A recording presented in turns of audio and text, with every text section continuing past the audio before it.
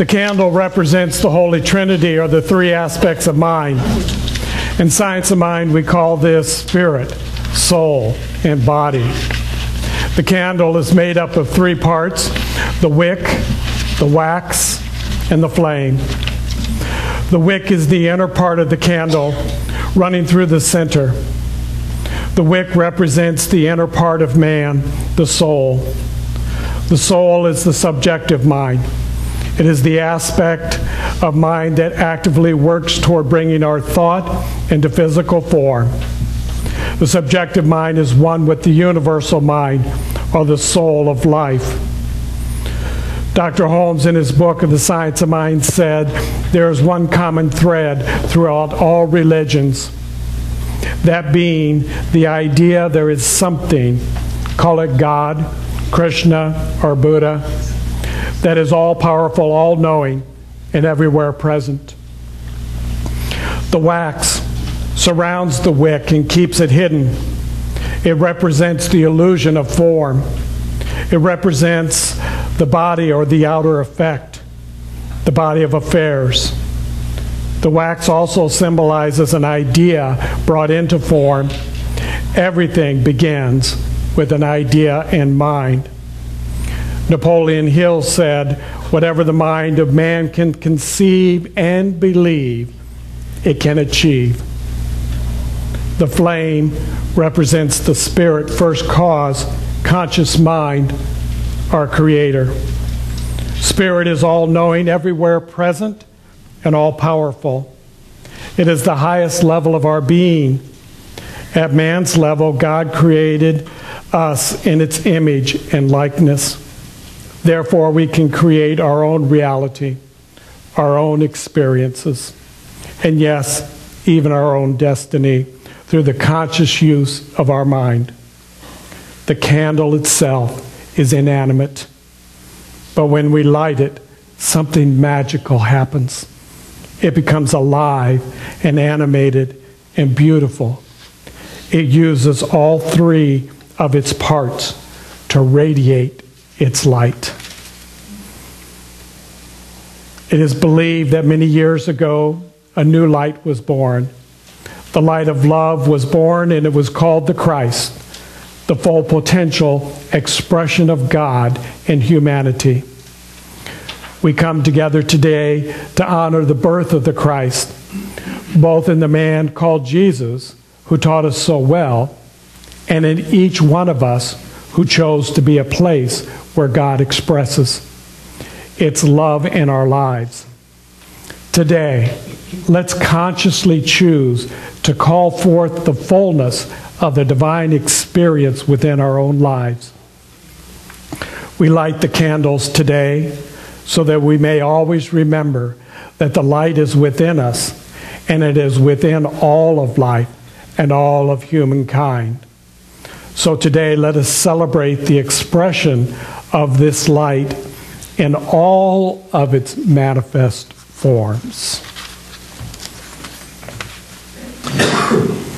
As we light this candle, we acknowledge the triune nature of God.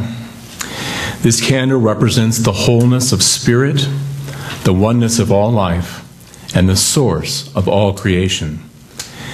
The circular shape represents the infinite spirit, no beginning and no end. The flame represents the divine spark within, the infinite self that is that same spirit within all of us. Light stands for the radiation of pure spirit. There is absolute light as well as perfect life at the center of everyone's being. Just as the light of the candle dispels the darkness, so does the light of the Spirit within each one of us illuminate our world. As we radiate our true light, the essence of Spirit within each of us, there will be more of the aspects of Spirit within the world. The spiritual aspects represented by the 7 candles are presented to celebrate and integrate the awareness that all of these aspects are within each of us. And so we go.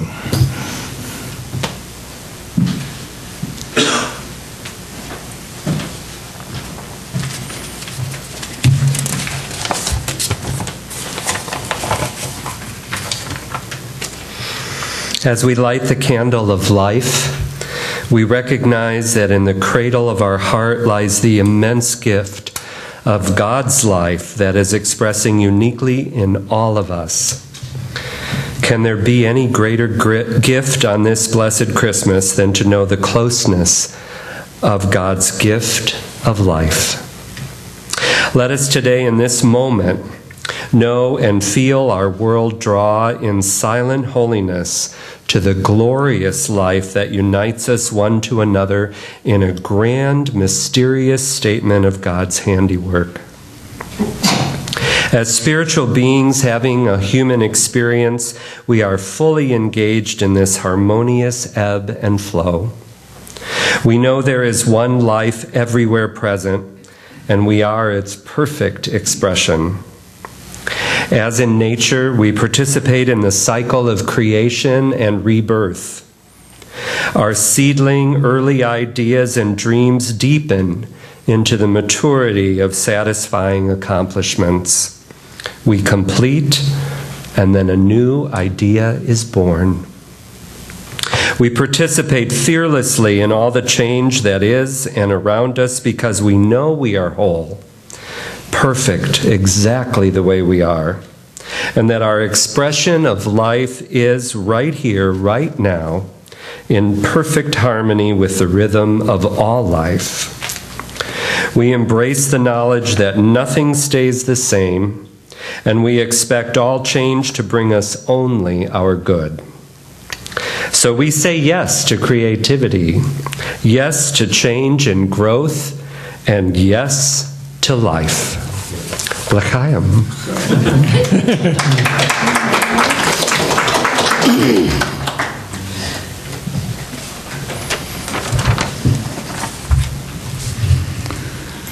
The silver candle is the candle of light. Light symbolizes illumination, understanding, perception, awareness, recognition, and insight. The wise men followed the Bethlehem star, perhaps dreaming of what they would feel, perceive, and experience. They had little knowledge of what was to be their experience upon reaching their destination, and yet they were willing to journey, to leave everything, their comfortable surroundings, to travel across the desert in search of what the star might reveal to them. Sometimes we too must cross places, difficult at times, if we are to follow our star by being true to the highest and best within us. But when we follow the star of our inner light of the living Christ, we give up doubting, questioning. We're willing to follow because we have the true light in us. The very center of life is the light of the divine creative energy, overflowing in and through and immersed in all. As we live in this light, we accept a greater understanding of our world and of ourselves. Our whole being is illuminated with a flood of light. Our path is lit with certainty and manifests as profound experiences of joy and goodness. We come to the deepest realization that one light flows through all life. As we accept this gift of light and know that it shines, so we shine in divine knowing of the truth of our own being.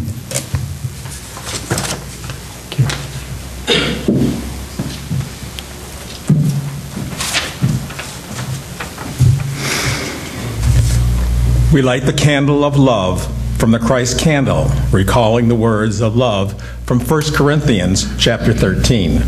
This is the Palm Springs version.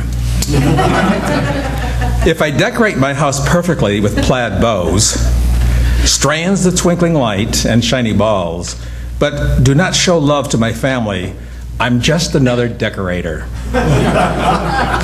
If I slave away in the kitchen, baking dozens of Christmas cookies, preparing gourmet meals, and arranging a beautiful adorned table at mealtime, but do not show love to my family, I'm just another cook. If I work at the soup kitchen, carol in the nursing home, and give all that I have to charity, but do not show love to my family, it profits me nothing. If I trim the spruce with shimmering